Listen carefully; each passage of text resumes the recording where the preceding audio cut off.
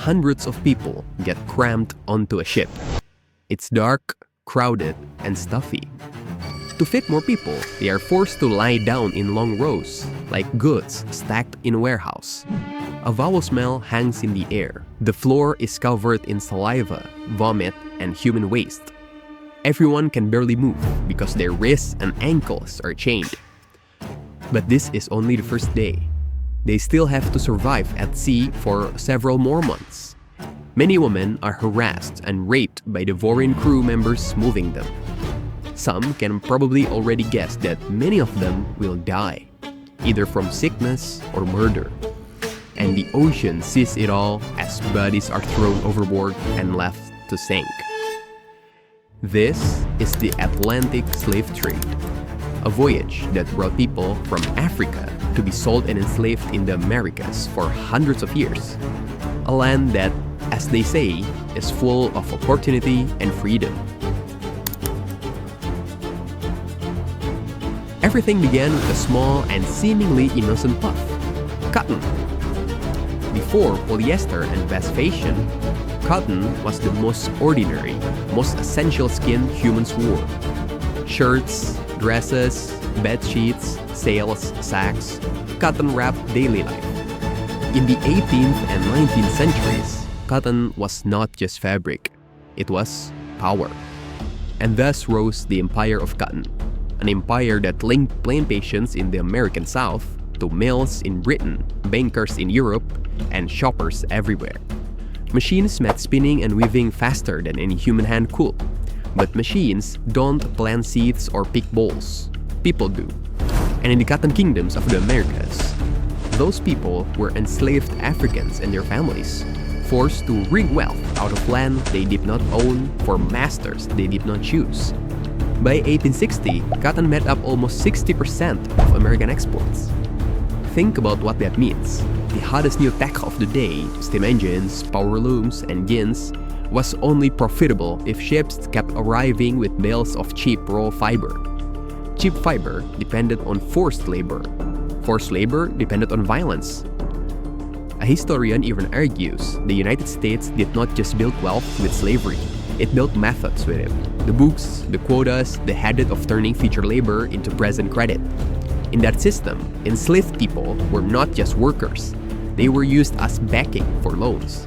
Human beings were used to get loans so planters could buy more land, more tools, more people. The books balanced because the books treated people like numbers that could be predicted, bundled, and sold. It's not the cruelty that shocks when you read those records, it's how smoothly it all ran. If you zoom out from a single plantation book to the Atlantic economy, you see the loop. Enslaved labor made cotton cheap. Cheap cotton fed hungry mills. Profitable mills fattened investors. Investors funded more land grabs and more enslaved labor. The loop kept turning because each part paid the next. If cotton was white gold, the interest was paid with whips.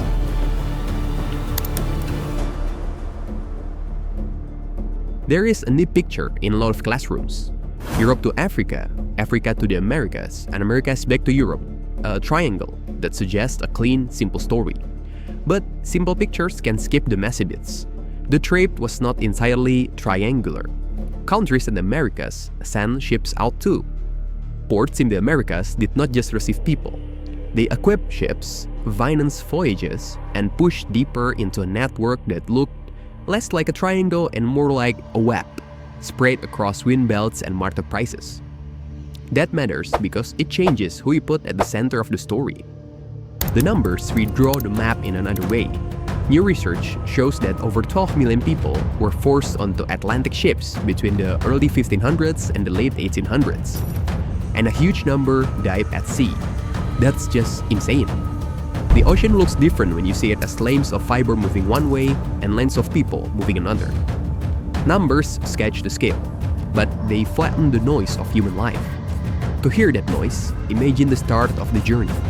Armed raids at night, wars stopped by the profits of selling captives, kidnappings on roads where people used to walk safely, marches to coastal forts where dungeons swallowed sunlight, and then a door of no return. A doorway, both literal and more than literal. onto a deck where the smell of iron and salt and fear told you there was no going back. You don't need an artist to paint that picture. You need a ship list and a nose. The Middle Passage was not just a voyage, it was a machine, built and tweaked to pack the maximum number of bodies into the minimum space for the highest return. Historians collect testimony, diagrams, and ship sergeants' notes that say the quiet parts out loud. Captains adjusted how tightly to chain people to cut the risk of revolt and still leave breathing room. Food was measured out not for health but for cost. Abuse was common, especially against women, because there was no law at sea except profit. The iron rusted with salt and sweat. The crew carried spare shackles like spare rope. If disease spread, the ocean turned into a cold bookkeeper. At the end of a bad day, people might be thrown overboard to protect the margin. Survival was not the end of the nightmare. It was the start of another. In ports across the Americas, people were advertised in newspapers alongside farm tools and furniture, handled and checked like livestock, and sold on blocks where the highest bid separated mothers from children, husbands from wives, siblings from siblings. Sellers oiled skin to make it shine. Buyers pried mouths to count beef. Families did not just leave a homeland. They were scattered inside a new one like seeds someone tried to keep from sprouting. The plantation was the engine room of the system. Days began before sunrise and ended when darkness made work unsafe. Except during pig picking, when even darkness was an inconvenience, not a stop sign. Overseers tracked output row by row. Daily targets climbed. Whips decked up those targets.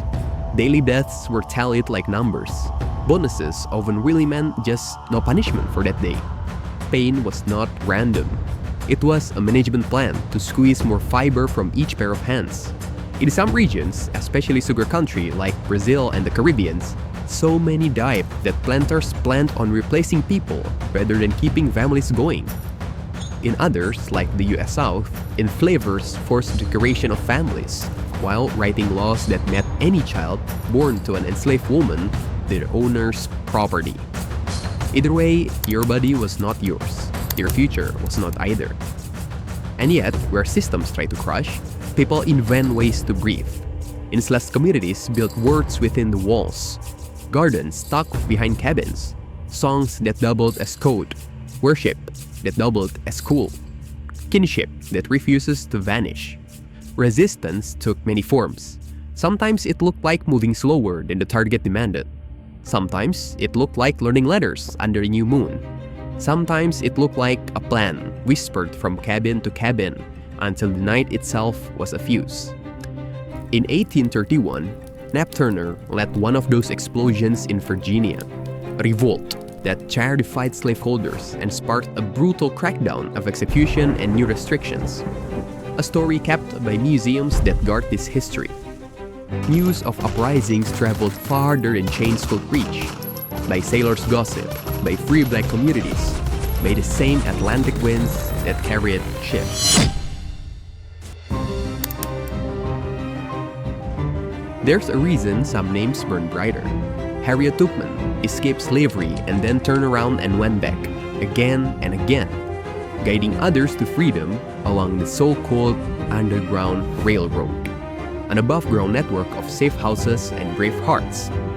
She was nicknamed Moses, not just as praise, but because she led people out to freedom. During the American Civil War, she did not retire. She scouted and spied for the Union. One day, she even helped lead a raid in South Carolina, a nighttime mission that freed more than 700 enslaved people in one sweep. Imagine the river in the dark, oars muffled, orders whispered, the sudden roar of freedom when a door opens and you run toward a boat. Not as cargo, but as a person who will not be sold again. But Harriet's story is not just heroism. It's a spotlight on the fault line that split the United States. By the mid-19th century, the country had two different ways of making money. In the South, plantations tied to the world by cotton exports created wealth through owning people. In the North, Factories tied to the work by machines created wealth through wages and training. One system needed people it could buy and control.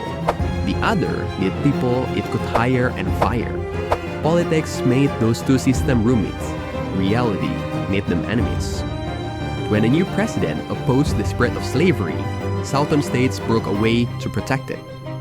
What followed was war.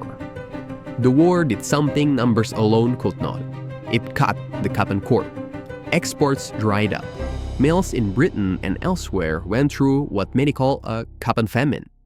Unemployment surged in towns that had never seen a cotton field. Proof that one crop, harvested by people who could not quit, was feeding an industrial world full of people who could. Underground in America, enslaved people made their own choices. Hundreds of thousands fled to the Union lines. In doing so, they turned the war about succession into a war about freedom. Laws changed. The United States changed its constitution to abolish slavery. On paper, Black Americans could vote, own land, go to school, and even hold office. For a brief moment, a short period called Reconstruction cracked a window, and light poured in. And across the ocean, the silence in the fields became silence in the mills. Picture a city that hums like a beehive. Looms clacking, steam hissing, whistles making the hours. And then, imagine that sound cut off as if someone pulled the plug on the whole sky. That was Lancashire in the early 1860s. Ships from the American South stopped arriving. Not because cotton vanished from the earth, but because the Union Navy's blockade strangled the Confederacy's export lifeline. Warehouse emptied. Mill owners cut hours, and then jobs, and then hope. In some towns, almost every family had someone idle. Soup kitchens and aid groups tried to hold the line with bread and coal. Cotton shortage in Mississippi turned into cold kitchens in Manchester. The surprise was not only economic, it was about right and wrong. Even as hunger bit, thousands of British workers sent letters and public statements supporting the Union, saying they would rather suffer now than see slavery last longer. Imagine reading that in a mail with no wages. It's one of history's most stubborn facts. People with the least to spare sometimes make the clearest choices. Markets, of course, hate silence, the word when looking for new fiber. In Egypt, fields along the Nile that once grew wheat and beans were plowed for long staple cotton. Acreage showed up, investors piled in, and for a few feverish years, Cairo dreamed in cotton. But then the war ended. American bales came back and prices crashed. The boom left an aftershock. That's the helped put Egypt under foreign control later in the century. In India too, the switch flipped. Railways hauled bales from the Deccan to Bombay's docks, and prices rose so fast that farmers planted cotton where their parents swore only food should grow. Middlemen took margins. Debts stacked up, and when peace returned across the Atlantic, prices fell like a trapdoor. The world had found a quick fix, but it was not painless. The side route forced by war carved new grooves into global trade, grooves that never fully faded. Meanwhile, the Confederacy had bet on what its leaders called King Cotton, the idea that Europe's hunger for fiber would force Britain and France to break the blockade or recognize Southern independence. That failed. Cotton was king, but not a king worth a war with the Union. If your empire runs on a single raw material tied to a single region's labor system, one shock can rattle the whole machine. When the mills finally coughed back to life, they did so with a new map on the wall. America was still the giant, but not only the face on the poster. Egypt, India, and later other regions stayed in the mix. The world had learned how fragile the old look was. And yet, the story behind the story remained the same. The cheapest cotton was the cotton grown by people with the fewest choices. When you follow a thread, you find a hand. When you find a hand, you find the system around it. But not everything that crossed the ocean could be priced by a leisure. Some cargo was memory. Culture traveled without tickets. It hid in songs, hummed under breath, and recipes carried in the mind. In stories told in circles and steps stomped into dirt. Across the Americas, enslaved Africans did not only endure, they rebuilt words from what they remembered and what the new land gave them. If the plantation tried to reduce life to work and sleep, culture was the third thing, proof that spirit could still expand. Listen first. The ring shout, a circle dance with claps and calls, kept time with feet when drums were banned. Call and response, not music, a conversation. One voice lifts, many answer. From feet hollers and work songs came spirituals, then blues, then jazz, and onward to gospel, soul, reggae, samba, and the backbeat of just about everything you hear today. A banjo in mountain tune echoes West African cousins. Its older version crossed the water in memory before it crossed in wood and string.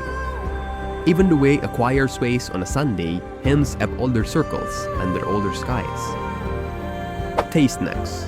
Okra, vegan stews in Louisiana and soups in Brazil, because someone packed seeds or stories, or both. Rice fields in Carolina grew well because farmers from West Africa knew how to work water and grain together.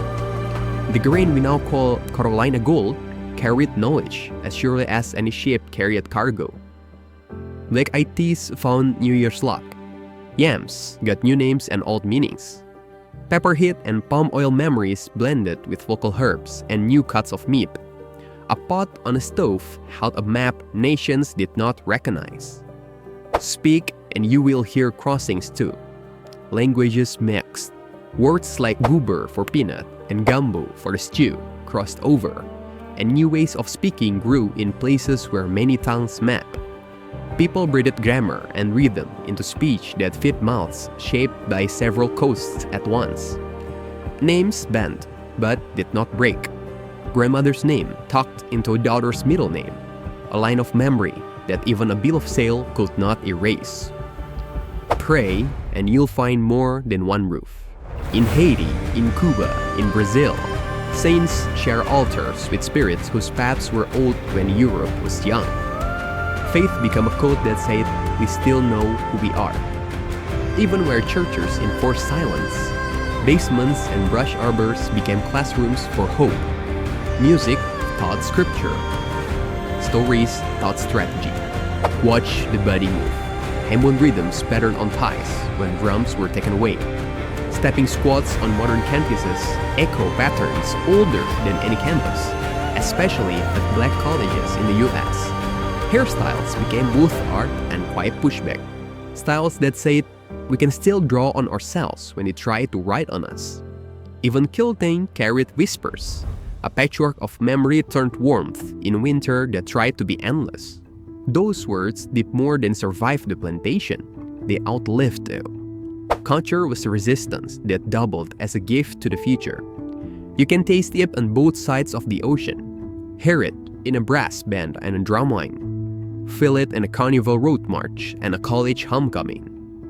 Beauty did not cancel the wound, but beauty refused to let the wound be the only thing. Which brings us to the mirror. We spend so much time staring at the wealth that we forget to follow the hurt. West and Central Africa lost millions of young women and men, the very people who would have built families, started businesses, farmed new plots, and invented new futures. Wars that fade the thread wrecked stability. Economies adapted to violent export. When European empires returned in the 19th century with flags and gunboats to carve up the continent, they were not stepping onto an empty map. They were stepping into a harm already done. The cost was not just counted in the past tense, it kept piling up. If you wind and glance again, the slave ship becomes a mirror. It reflects the stories people tell themselves to sleep at night. Stories like, these people are different. They are not ready. They are better off here. Stories that made it possible to work out insurance money on a person's life, to list a child next to a plow on a sales list, to argue that a ledger is neutral when the word it measures is not. The shock reading records is not just cruelty, it's how normal it all became. It's how many ordinary, respectable people could look at a system that depended on kidnapping and beating and still call it business. So, what do we do with a story this heavy? First, we stop treating it as a side chapter. Without enslaved labor growing cotton, whales have no cheap fiber to devour. Without mills devouring fiber, the Industrial Revolution is smaller, slower, and poorer. Without those profits, the US does not become a global power as early as it does. That chain is not a radical rewrite, it's simply putting the camera where it always should have been. Then, we keep names close to the numbers. Harriet Tubman and a river raid that freed more than 700 people in one night. Nat Turner's rebellion and the brutal crackdown that followed. Families that kept a grandmother's name alive by tucking it into a daughter's middle name. Quilts that were maps. Hymns that were codes. Recipes that crossed an ocean and took root in new soil. Every time someone says culture, remember how much of the world's culture was made by people who were told they were property and refused to believe it. And finally, we look in the mirror now. The Voyage also echoes in Bounce Back, in the way sorrow was remixed into spirituals and then blues and then jazz, in the way a food like okra turns up in stews on both sides of the ocean, in the way a church basement becomes a school after hours. If you need one sentence to carry out of this, let it be this: modern prosperity did not appear out of thin air. It was grown, picked, and packed by people who were not paid and were not free. There's a scene I cannot get out of my head. It's night on the Atlantic, a glassy black surface, and a ship cuts a thin line through it. Last week, that ship carried people chained in a hold. This week, it carries cotton bales stayed in a hold. The captain sleeps. The inventors will be pleased. The ocean remembers both cargoes. When we look at the water now, we're not just seeing waves, we're seeing a mirror. The question that stares back is simple and dangerous. What ideas do we accept? Because everyone around us accepts them. Where in our own time are we turning people into numbers and calling it neutral? We can end where we began, in the dark, with the sound of breathing. But now we know what else was in that darkness. Books and laws, ports and mills, stories that make theft feel like order, and people who keep inventing freedom in secret, even when the daylight was against them. We don't fix the past by feeling bad about it. We fix the future by telling the truth about the past and rejecting the small, poisonous idea that some humans are less than other humans. That was the idea that launched the Voyage. The voyage that changed the world forever was not only about ships and oceans. It was about a story that said some people could be owned, and another story sung by people who refused to be only what others wrote about them. One story built ports, the other built people. Only one of those lasts. And as always, thank you.